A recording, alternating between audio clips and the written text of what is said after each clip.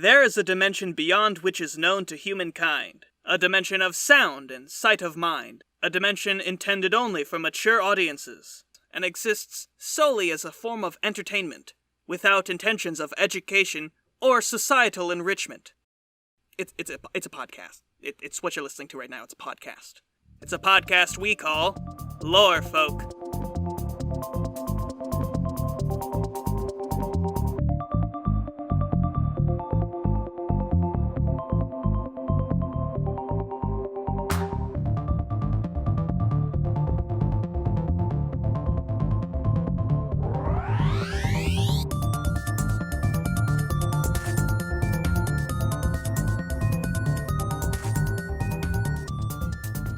Hello and welcome back to Lore Folk. I'm your host, Tim, the Tool Kid Aidan, and I'm joined today, of course, by my good, loyal head elf, Maddie Barnard.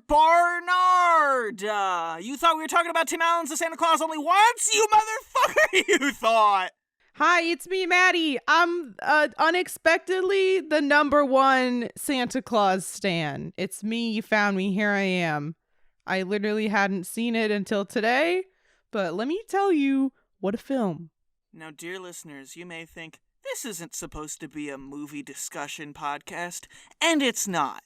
But we have to talk about the intricacies of the Tim Allen The Santa Claus film's lore, and how it pertains to Christmas. This isn't a movie discussion podcast, but the Santa Clauses 1 through 3 are not movies. They are experiences and thought experiments, and we must delve into them, because what the hell is going on in this series? They are the true doctrine of Christmas. Fuck that Bible shit. Yeah. Jesus didn't die for our sins, but Tim the Toolman Allen definitely did. So if you need any context, last episode, all we did in a feverish moment of panic was talk about what we would do if the Santa Claus rules, i.e. you kill someone, you become them, happen in real life. So, go listen to that episode perhaps if you for some reason decided to jump into an episode that I can only assume is titled The Santa Claus 2, The Santa-ning or whatever. Anyway, Aidan, what happens in The Santa Claus 2? Taking place 8 years after the events of the original film, Tim Allen's The Santa Claus 2 follows our intrepid hero, Tim Allen, as he struggles to balance his work-life relationship. And, get this, he has to find a wife or he won't be Santa anymore. And he only has until Christmas to do it. Whoa, that Christmas, but that's when he does his other stuff. Now, that's a ding-dang pickle right there for old Saint Nick. Ooh, wow. Why this rule only takes effect 8 years into his tenure as the Santa Claus, I sure don't understand. Nevertheless, he must conquer this issue and bring whole the Santadom. To find balance, he creates a toy duplicate of himself to take over his Santa duties while he goes to find a wife. That's what I'm trying to think of something funny to say, but that's what happens. That's what happens. There's no jokes there. There's no jokes about Tim Allen's The Santa Claus 2, because that's the plot and that is the story. Also important to note up front, they do imply that toy clone Tim Allen has a penis. Yeah, he does come out naked. He comes out of the machine and he comes out naked and they're like concerned about it. They're like, oh, we need to get a towel over this guy. Like, right. If he was smooth like a Barbie, they probably wouldn't have said anything. But I think there's a toy penis under there. They show his ass. Show us the toy penis cut. No, Disney, don't you do that. cowards. Give us the toy Tim Allen penis. So anyway, pivoting from that idea. What are we talking about for this movie? So first movie, we've established what we would do if those rules existed. Now I have a couple questions about this second movie, and I'd like them answered. Please ask away. If I make a clone of anything in the Santa Claus clone toy machine, will it eventually turn evil? Or does that just mean that Tim Allen Santa Claus secretly has like a subconscious evil within him that he's always trying to quell so he could be a good Santa, and that just sort of came out when he turned into a toy. So what you're asking is, are we products of our environment, or do we have actual autonomy and control over our lives? No, I'm asking, does the machine make you evil, or was Tim already evil? This is a thought experiment, but it's not that thought experiment, Aidan. I want to know if the machine makes you evil, okay? Is it possible that the darkness within Tim Allen's the Santa Claus's heart to become a fascist dictator, as he does in the film for some reason, lie beneath his jolly heart? It's like a little bit of that cold hard businessman that he used to be left over, sprinkled underneath all the Santa stuff, and that comes out for some reason when he's made of plastic, when he's a plastic dick. When he has his plastic Tim Allen penis. Yes. Matt, are you saying that? Are you worried that if you were to step into this toy duplicate machine, that your doppelganger would be murderous or fascist in some way? I'm more just curious if it makes people evil, and if that's the case, then I just think it would be fun. I mean, let's be real. If I'm getting cloned, at some point one of us is going to be evil. That's just the way it's going to shake out, baby. Yeah, I'm going to have to shoot one of you eventually. Yes, but what's more interesting to me is if you know it's going to turn someone evil, you find the nicest friend you know, or your sweetest grandma, or whoever, and we put them through the machine just for fun, right? To have like a fun evil clone eventually. I'm interested. I want to know how grandma's going to turn evil. Granny's here and she's ready to commit war crimes. So Toy Tim Allen's problem was that he wholly and fully abided by the rules in a very strict manner. And that is what made him evil. And I think that's a pretty brilliant commentary on Tim Allen's behalf of the current American imperialist structure in which we occupy. Mm-hmm. I think Tim Allen was coming in with some biting leftist commentary on America back in 2002. Nothing important had happened in America recently in 2002. So, no, absolutely not. God, the way I'm thinking about how this movie came out in 2002 all of a sudden. Christ. Where was the world in 2002? Reeling, Wow. That's what I'll tell you. And they needed Tim Allen's the Santa Claus. I'm impressed he doesn't make another toy army sooner. That's not like his first thing. Or he doesn't start. You know what I actually thought was going to happen? The brilliant screenwriter that I am. I thought he was going to somehow shove. Okay, I don't know any character's name, so I'm going to call him Gibby because he kind of looks like Gibby.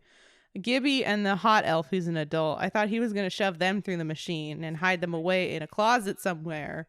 And they'd be like, look, guys, boop-a-doop-a-doo, it's all good. We love new Santa. And all the elves would be like, okay, I guess. Oh. But he just went straight evil instead, which is fine.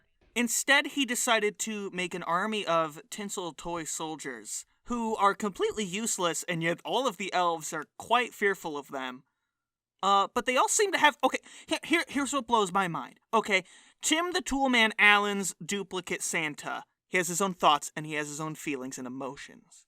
The tin soldiers that he makes big are also sentient, and yet the characters of the film brutally disassemble and crush and destroy these toy soldier creatures. They're sentient, but they don't have their own thoughts and opinions because Toy Santa has all that stuff, right? Because they programmed it that way. That's what the elf says. He has a mouth to say words. No, the elf said he has a lot of Santa's memories. You know, I told him to like know how to do certain things. So he's got all that Santa knowledge embedded. He's had life But coaching. what the fuck does a toy soldier know? Nothing, right? That toy soldier was born today in the toy shop or whatever. Just more biting commentary from Tim Get Military Recruiters Out of High School's Allen. We all know that Tim Allen was staunchly against the Iraq War and included the toy tin soldier subplot as commentary on the American military complex. Okay, here's what concerns me about this film, though, is they kill these soldiers, but then they let toy fake Santa live in a very cruel way.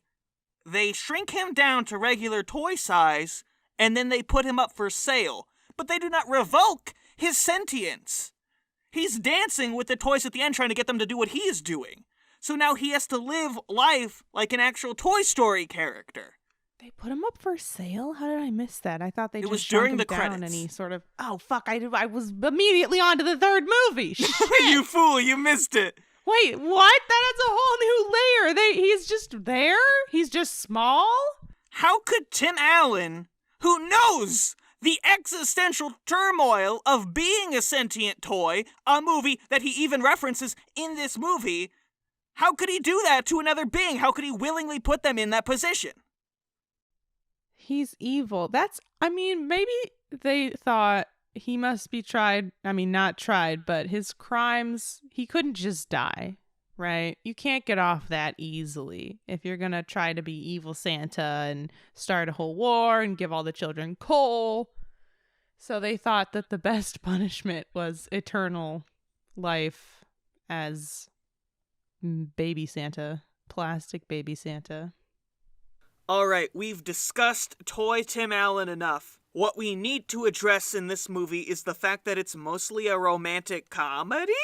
It is. It's a fun, quirky 2002 dating scene movie. Isn't that delightful? A surprising amount of this film is Tim Allen being very horny, but in like a safe Midwestern way. In a wholesome, I'm looking for my wife kind of way.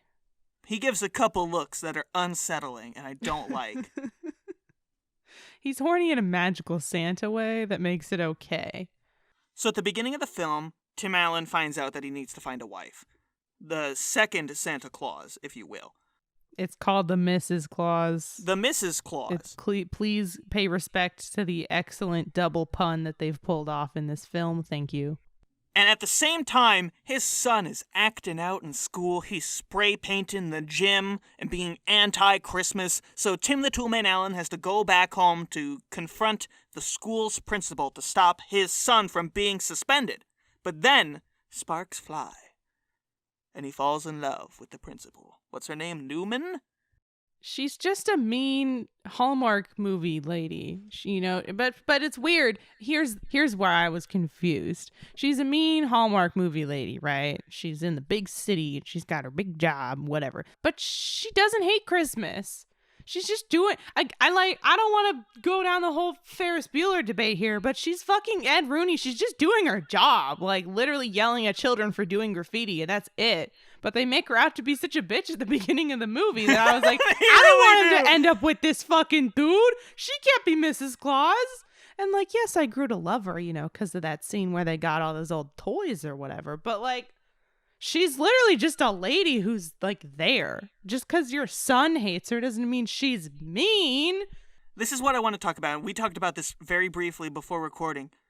Tim Allen implies that he has known her entire life because he is Santa. But he was not Santa when she was a child, and yet he knows things about her that only the previous Santa and even further back incarnations would know. Yeah, does he inherit all of Santa's memories? Because she tells him, right? He knows how to get her a toy she wants because she told him about it and like blah, blah, blah. But then he knows about everybody. And there's a scene where he's handing out toys to only adults, right? I understand there's a scene where a girl runs up to him and knows he's Santa and he knows her name. And it's like, whoa, magic. That makes sense, right? I bet in the past 8 years, he's given that girl toys because she's a child. But there's no way in hell that he gave all these adults these toys from their childhood. So how did he know that? He must have inherited old Santa's memories. But actually, in the first one, though, He doesn't know a damn thing about how to be Santa Claus when he becomes Santa. So he didn't know any of this, so he had to learn it. So was he researching the past histories of people all across the world? Is the naughty list, is the nice and naughty list one magical giant piece of paper and it evolves and the names sort of vanish and come back and disappear and ebb and flow? Or is it like every year there's a new piece of paper that's the new nice naughty list? And so if he wanted to, he could go back into the fucking Santa archives and be like, who was on the nice list in 1947? And like find all those old people? Is that the deal? I don't know. That'd be pretty cool though. I think this is once again leftist commentary from Comrade Tim Allen about the absurdities of bureaucracy and how it doesn't make sense. Here's where it gets worse though, is at the end of the movie.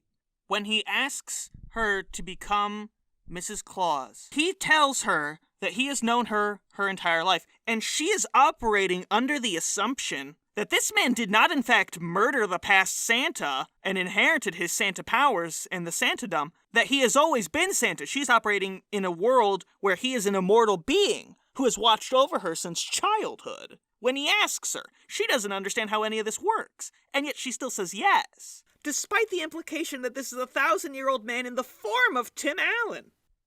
That is weird. Like, she doesn't know he's only been Santa, but also she knows he has a son, which makes it even more confusing for her. Like, Santa's been around forever, but he only decided to, like, have a kid now in recent memory. What's the deal there? I kind of like that she's just down for it. I kind of like that she's like, fuck it, I'll fuck Santa Claus. She's like, it's Santa. He's old, but he's not old because he's always old. He's just been old. So, also because she sees him when he's not Santa, right? That's the other thing that I thought was funny is, not to be like a mom in the 90s and call Tim Allen hot, but she sees hot Tim Allen in the movie when he doesn't look like Santa. And that's the man that she falls in love with. And then he's like Santa at the end. And obviously when he tells her he's Santa, I'm sure she knows what Santa's supposed to look like, but I'm just saying. When he can we talk about when he re-Santifies? That shit was so upsetting. It's like more 2 so than seconds. any other point in any of the films. The sound they play, they jiggle his belly in like a horrifying body horror way, and they play like a horrible wiggle noise with it. It sent a chill down my spine. The subtitles say something like Santa gurgles. And it's absolutely awful.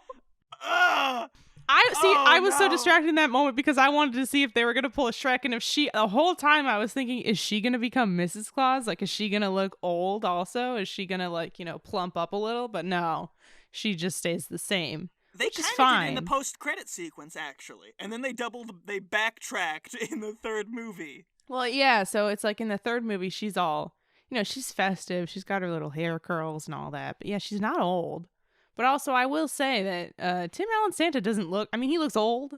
But again, he doesn't look like old. He's very, He looks like a ripe, frisky young Santa who's ready to fuck. So she's just game. She's like, yep, Santa, he's immortal, whatever. But he's proposing... When he has to find a wife, not only does he have to find somebody who is on board with the whole Santa thing and moving to the North Pole, but also someone who's okay with being immortal. And I cannot help but think of Twilight. All I could do when I was watching this movie was think about Twilight and how it is unfair of Edward to ask Bella to be immortal or vice versa. She's asking him to make her immortal.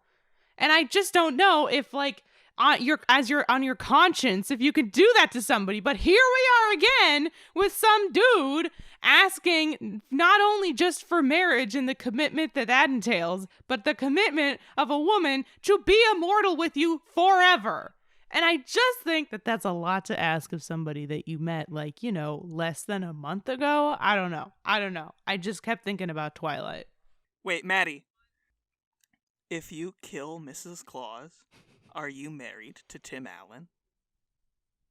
I mean, it depends if Tim Allen is still Santa at that point.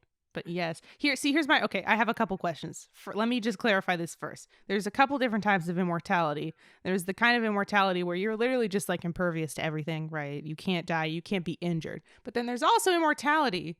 There's also immortality where you can be killed, but you will not die, like, unless something happens to you. Yes. You could be injured, you could be killed, you could have your head chopped off. But like vampires, right? They have to be killed, but they won't die if they're just hanging around.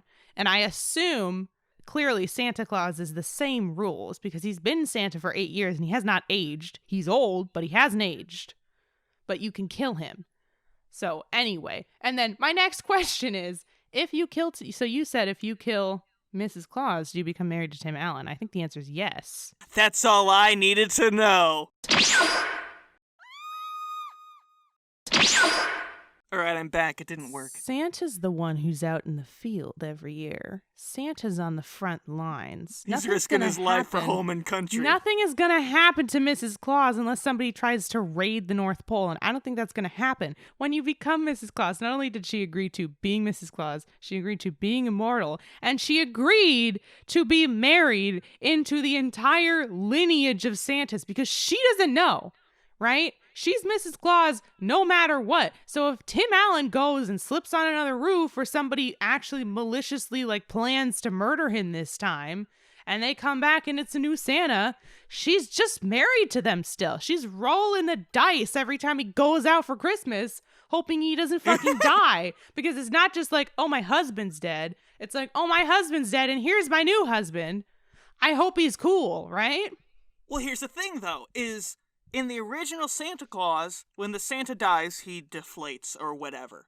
And Tim the Toolman Allen arrives at the North Pole. There is no Mrs. Claus, which either implies that when Santa dies, she dies also, or that this Santa had never found a wife and hadn't served for 8 years yet. I don't know which one of those is more scary. I don't know either. Because Mrs. Claus dying is okay, great. They're together eternally in Santa Claus heaven. But the fact that Santa, things could have just gotten back in order at the North Pole. Maybe that Santa was 7 years old and things were about to go crazy, but they were now we just sort of settled. We got this new Santa. He's been here for 7 years. Everything's good. And then boom, new Santa again, immediately. Imagine having one Santa for hundreds of years, and then in the span of 16 years, boom, boom, suddenly you've got 2 new Santas in a row. That's crazy.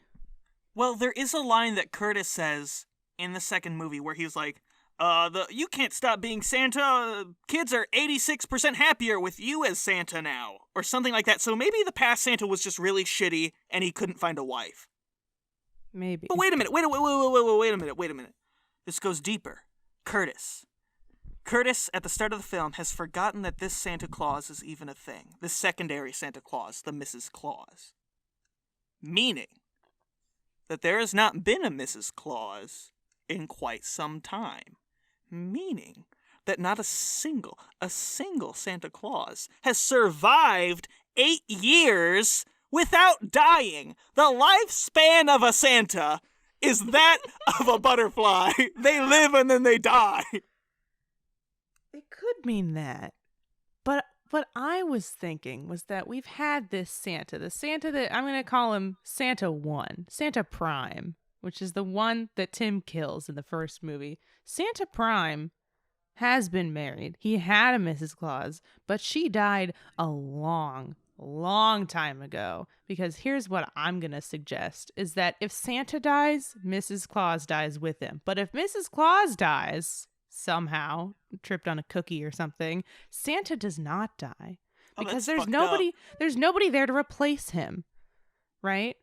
Yeah. So perhaps it's I'm just thinking 2002. I'm thinking about the Princess Diaries also. I don't even think that's when that movie came out. But perhaps we have a Queen Clarice situation where Santa was married and it was all good and they had the Mrs. Claus situation and it was cool, it's all kosher, even though it's literally Santa. And he's been married and she died a long time ago. So it's fine because he was married and he had a Mrs. Claus. So it wasn't an issue because it wasn't an issue. So Curtis didn't have to think about it. And this is the first time in a really long time that there's been a Santa who doesn't have a Mrs. Claus and never had a Mrs. Claus. So he has to get married.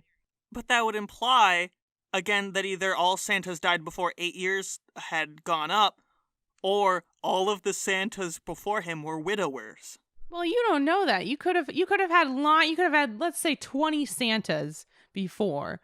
And they all just died, and their Mrs. Claus died with them. Like lambs to the slaughter. Yes, but then you had this one Santa, and just something happened. There's an accident, and Mrs. Claus died, and he continued to Santa for 100 years. And then Tim Allen came along and sort of reset everything so that the Mrs. Claus death and the Santa Claus death were lined up again. Oh, so you're saying that if the Santa tenure had gone on long enough, that's why Curtis couldn't remember about the secondary Santa Claus, and not the fact that he had gone through like 100 different Santas before then, and it just never came up. No, he's gotten so used to not having a Mrs. Claus around and not having it matter that he forgot that it was a requirement, at least at the beginning of your Santa tenure. Sometime within the first 8 years of being Santa, you have to get married and have a Mrs. Claus. Does she have to be around the whole time? Nope. She just needs to be married to you sometime within the first 8 years, and then you're good. Or maybe if you get divorced or she dies, like, your timeline starts over, so you have another 8 years. What I'm trying to say is that if Henry VIII was Santa Claus, he would live a very long time. He would have a very long tenure as Santa because he, as we all know, was constantly killing and divorcing his wives because they weren't bearing him children. But he kept getting remarried, so it was But he kept getting remarried. So he would probably remain Santa for a very long time. So what I'm saying is that Tim Allen needs to adopt the practices of Henry VIII. He just needs to have a lady in rotation. He needs to have a Mrs. Claus waiting in the wings, just in case. He loves the current Mrs. Claus. She's great. She's got the hair curlies, whatever. She's a teacher, right? But he needs to have someone sort of on retainer who's waiting. They're gonna be Mrs. Claus if anything happens to the real Mrs. Claus, because he's not gonna mess up his Santa business just because his wife died. That's clown activities for Santa. So every couple of years, he has a bunch of old ladies lined up like that scene at the beginning of The Emperor's New Groove, and he picks a new Mrs. Claus. And the current Mrs. Claus, she doesn't know about it. This is between Santa and Curtis and the Mrs. Clauses. And he hides her away somewhere else in the North Pole. And if something happens to Mrs. Claus, she gets a call, and boom, she's at the North Pole, they're getting married, and nobody knows a thing. He promises them immortality. And then he tosses them aside. Somebody would raid the North Pole, and you know who it would be? It would be the almost Mrs. Claus.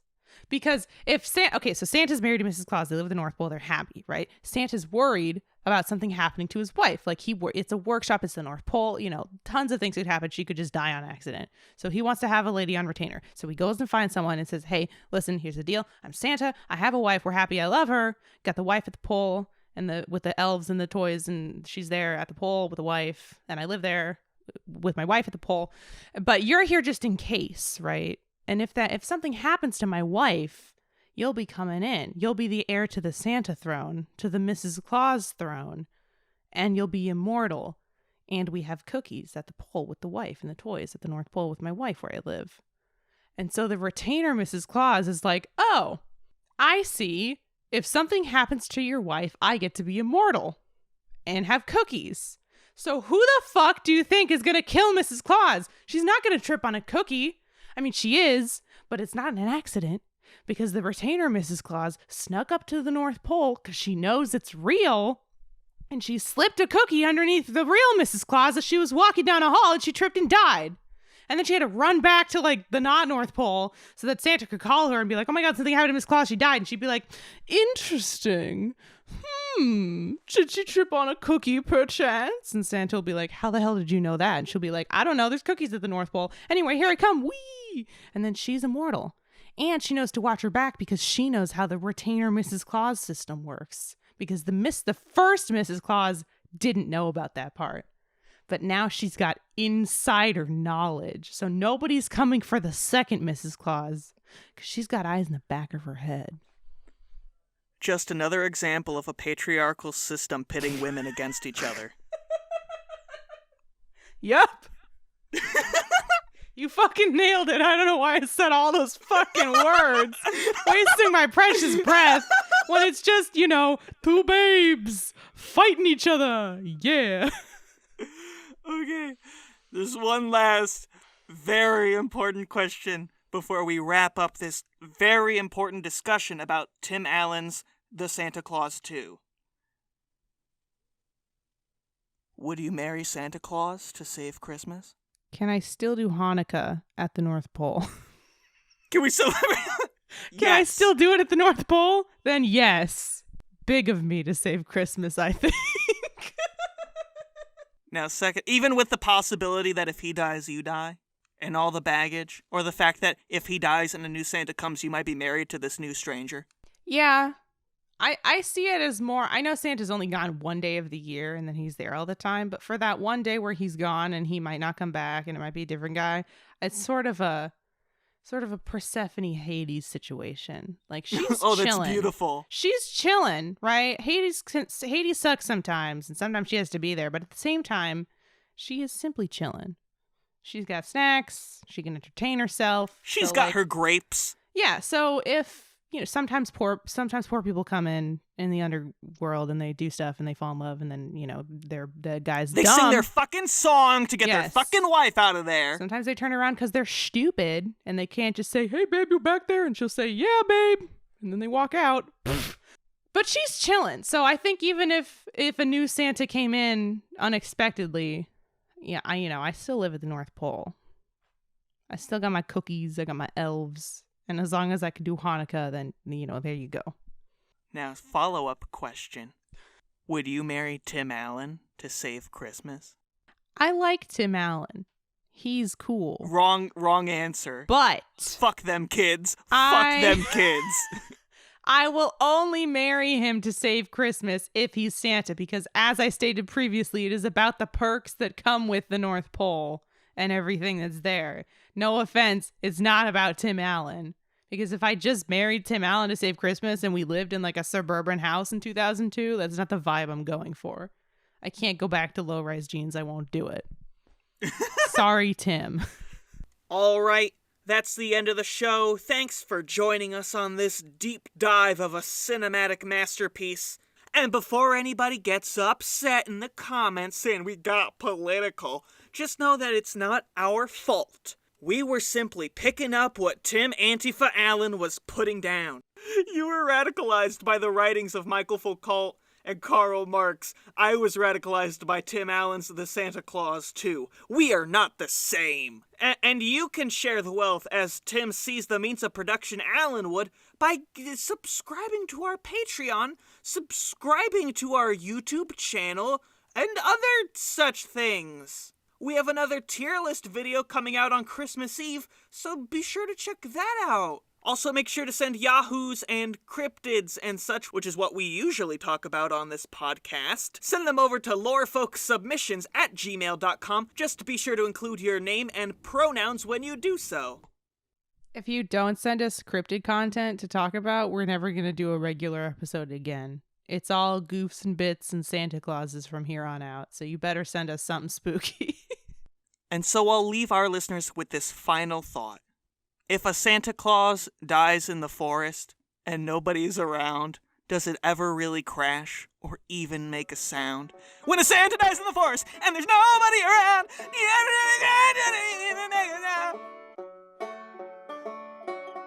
If a tree falls on Santa and kills him, does the tree become Santa? Shut the fuck up. Wait. Should we do an episode about the third movie? No.